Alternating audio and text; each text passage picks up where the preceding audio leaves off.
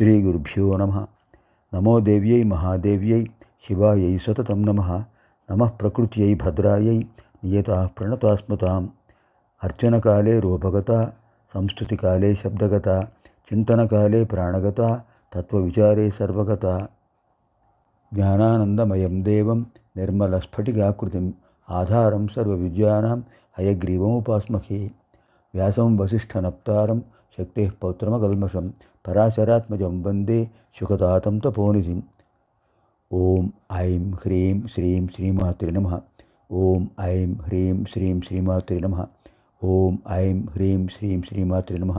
ఓం ఐం హ్రీం శ్రీం శ్రీమాత్రే నమః. ఓం ఐం హ్రీం శ్రీం శ్రీమాత్రే నమః. ఓం ఐం హ్రీం శ్రీం శ్రీమాత్రే నమః. ఓం ఐం హ్రీం శ్రీం శ్రీమాత్రే నమః. ఓం ఐం హ్రీం శ్రీం శ్రీమాత్రే నమః. ఓం ఐం హ్రీం శ్రీం శ్రీమాత్రే నమః. ఓం ఐం హ్రీం శ్రీం శ్రీమాత్రే నమః. ఓం ఐం హ్రీం శ్రీం శ్రీమాత్రే నమః. ఇదానీం వయం సర్వే పంచదశాధికశతతమ శ్లోకే ప్రవేశామః. ఇప్పుడు మనం 115 శ్లోకంలో ప్రవేశిస్తున్నాం. చతుర్థ భక్తనిధి నియంత్రీ నిఖిలేశ్వరీ మైత్ర్యాదివాసనాలభ్య మహాప్రళయ సాక్షిణీ.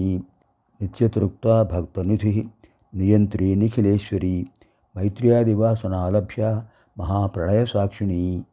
నిత్యతృప్త ప్రథమం, భక్తనిధి ద్వితీయం, నియంత్రీ తృతీయం, నిఖిలేశ్వరీ చతుర్థం, మైత్ర్యాదివాసనాలభ్య పంచమం, మహాప్రళయ సాక్షిణి షష్ఠం.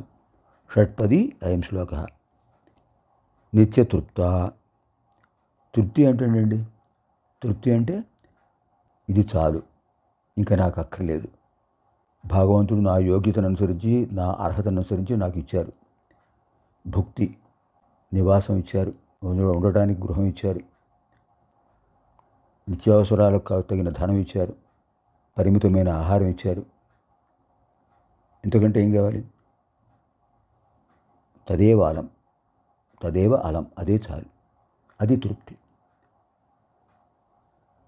శాస్త్రంలో ఒక వచనం చెప్పారు, నగాయత్ర్యా పరం మంత్రం నమాతు పరదైవతం నమోక్షాచ్చ పరం స్థానం న సంతృప్తే పరం ధనం. ఈ శ్లోకం బాగా గుర్తుపెట్టుకోవాలి. నగాయత్ర్యా పరం మంత్రం, గాయత్రి మంత్రాన్ని మించిన మంత్రం లేదుట. ఉపనయనం అయిన వాళ్ళు ముందు గాయత్రి మంత్రం జపం చేయాలి, తర్వాత ఏదైనా మంత్రం. అంటే గాయత్రి మంత్రానికి అంత ప్రాధాన్యం ఇచ్చాడు. నా గాయత్రి పరం మంత్రం, గాయత్రి మంత్రాన్ని మించిన మంత్రం ఏదీ లేదు, మిగిలిన మంత్రాన్ని తర్వాతవే. మరి గాయత్రి మంత్రం చేసే అర్హత లేదు, లలితా మంత్రం చేయండి. ఓం ఐం హ్రీం శ్రీం శ్రీమాత్రే నమః. గాయత్రి, లలిత, సరస్వతి, లక్ష్మి, మహాకాళి, మహాలక్ష్మి, మహాసరస్వతి, దుర్గా, వారాహి, శ్యామల, దండిన్యంబ, లాకిన్యంబ, యాకిన్యంబ అన్నీ అమ్మవారి రూపాలే. ఓం ఐం హ్రీం శ్రీం శ్రీమాత్రే నమః ఈ మంత్రం చాలు. నా గాయత్ర్యా పరం మంత్రం, నా లలితాయా పరం మంత్రం, నా మాతు పరదైవతం, కనతల్ని మించిన దైవం లేదు, నా మోక్షాచ్చ పరం స్థానం, మోక్షాన్ని మించిన స్థానం లేదు, నా సంతృప్తే పరం ధనం, సంతృప్తిని మించిన ధనం లేదు. సంతృప్తి ఉన్నవాడు ధనవంతుడు, లేనివాడు ధనరహితుడే, ధనవిహీనుడు. సంతృప్తి గొప్ప ధనం. అంచేది అమ్మవారు నిత్యతృప్త, ఎప్పుడు సంతృప్తితో ఉంటారు. అమ్మవారిని సేవిస్తే మనకు కూడా అద్భుతమైన సంతృప్తి కలుగుతుంది. భక్తనిధి, భక్తులకు నిధి అమ్మవారు. నిధి అంటే ఏమిటండి? అన్నిటికీ స్థానము. కోశాగారంలో కోశం ఉంటుంది, నిధి. విద్యాలయంలో విద్య ఉంటుంది, నిధి. అలాగే హయగ్రీవ స్వామివారు జ్ఞాననిధి. వాటికి స్థానాలు. ఇప్పుడు అమ్మవారు భక్తులకు నిధి. భక్తులు ఏది కావాల్సిన అమ్మవారు అడుగుతారు. వాళ్ళ యోగ్యతను అనుసరించి, అర్హతను అనుసరించి అమ్మవారు ఇస్తుంటారు. అంతేగాని ఇది కావాలి అంటే అది మాత్రం ఇస్తారు. అమ్మా మీ అనుగ్రహం ఉంటే చాలు అనుకుంటే మనకి ఏది కావాలో అది ఇస్తారు. అంతే భక్తనిధి. నియంత్రీ, సర్వం నియంత్రీతి, సర్వం నియంత్రణం కరోతి నియంత్రి. చరాచర జీవులను జగత్తులను అమ్మవారు నియంత్రిస్తూ ఉంటారు. వాటిని అదుపులో పెట్టుకుంటారు, సృష్టిస్తారు, రక్షిస్తారు, లయింపజేస్తారు. అమ్మవారి చేతుల్లో ఉంది. అంటే నియంత్రి, నిఖిలేశ్వరి, నిఖిలమునకు ఈశ్వర అధిపతి. ఈశ్వరి అంటే ఆధిపత్యం కలిగిన వారు. ఎవరికి ఆధిపత్యం, ఎవరిపై ఆధిపత్యం కలిగిన వారు? నిఖిల జగత్తులపై, నిఖిల జీవులపై ఆధిపత్యం కలిగిన వారుగా నిఖిల ఈశ్వరి, నిఖిలేశ్వరి. మైత్ర్యాది వాసన లభ్య. మైత్రి ఆది వాసన లభ్య. వాసన అంటే ఏమిటి? సంస్కారం. సంస్కారాలు 2 రకాలు: సుసంస్కారం, కుసంస్కారం. మంచి అలవాట్లు, పెద్దవాడి దగ్గర నుంచి వచ్చినటువంటి మంచి ఆచారాలు సుసంస్కారాలు, కానివి కుసంస్కారాలు. అంటే అలాంటి సంస్కారాలు వాసనా రూపంలో లభిస్తాయట. అంటే మనస్సులో ఉండేటటువంటి గత జన్మల సంస్కారాలు వాసనా రూపం అంటే గత జన్మ సంస్కారాలు. అవన్నీ ఎటువంటివి? మైత్రి ఆది. మైత్రి ఆది, మైత్రీభావం, స్నేహభావం, పరస్పర అనురాగం, పరస్పర గౌరవం.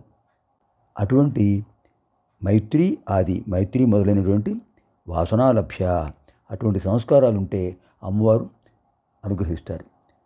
మైత్రీ వాసనాది సంస్కారాల చేత అమ్మవారి అనుగ్రహం పొందొచ్చు అని అర్థం. మైత్ర్యాది వాసనాలభ్య. మైత్రీ ఆది వాసన లభ్య. మిత్రత్వము, హితైషిత్వము, సర్వజనాదరణ, ఇలాంటి మంచి గుణాలు ఎక్కడైతే ఉంటాయో అక్కడ అమ్మవారి అనుగ్రహం లభిస్తుంది.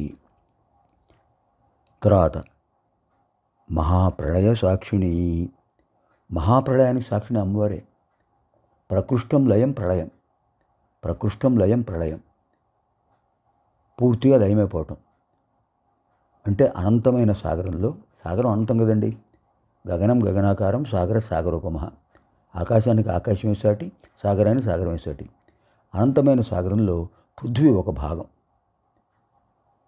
కొంత భాగం, భూభాగం. దీనిపై అందరూ ఉంటున్నారు, మనం జీవిస్తున్నాం. ఎంతవరకు? కల్పాంతం వరకు. ఇప్పుడు మనం శ్వేతవరాహ కల్పంలో ఉన్నాం. శ్వేతవరాహ కల్పంలో ఉన్నాం. ఈ శ్వేతవరాహ కల్పం అయిపోయిన తర్వాత కల్పాంతం అయిపోతుంది. కల్పాంతంలో ఏమవుతుంది? ఈ కొద్దిగా ఉన్న భూమి జలంలో లయం అయిపోతుంది. ప్రకృష్టం లయం. అప్పుడు భూగోళం కాదు, జలగోళం, జలంతో కలిసిపోయిన గోళం. అలా అటువంటి పరిస్థితికి సాక్షి ఎవరు? అమ్మవారే. అమ్మవారు సృష్టిస్తున్నారు, అమ్మవారే రక్షిస్తున్నారు, అమ్మవారు లయింపజేస్తున్నారు. సృష్టి స్థితి లయలకు సాక్షిభూతురాలు అమ్మవారు. అమ్మవారు చేస్తున్నారు కనుక అంచేత మహాప్రళయ సాక్షిని. మామూలు ప్రళయం కాదు, మహాప్రళయం. కల్పాంతంలో వచ్చే ప్రళయాన్ని కల్పాంత సాక్షి, మహాప్రళయం ఉంటారు. అప్పుడు ఏమీ ఉండవు, అమ్మవారు మాత్రమే ఉంటారు, నిరాకార స్వరూపిణి. అటువంటి అమ్మవారికి నమస్కారం అని చెప్పారు వసుంజాది వాగ్దేవతలు. ఓం ఐం హ్రీం శ్రీం నిత్యతృప్తాయై నమో నమః. ఓం ఐం హ్రీం శ్రీం భక్తనిధయై నమో నమః. ఓం ఐం హ్రీం శ్రీం నియంత్రియై నమో నమః. ఓం ఐం హ్రీం శ్రీం నిఖిలేశ్వర్యై నమో నమః. ఓం ఐం హ్రీం శ్రీం మైత్ర్యాదివాసనాలభ్యాయై నమో నమః. ఓం ఐం హ్రీం శ్రీం మహాప్రళయసాక్షిణ్యై నమో నమః. పునర్మిలామः ఆగామిని కార్యక్రమే. సర్వేభ్యः శుభం భవతు. స్వస్తి.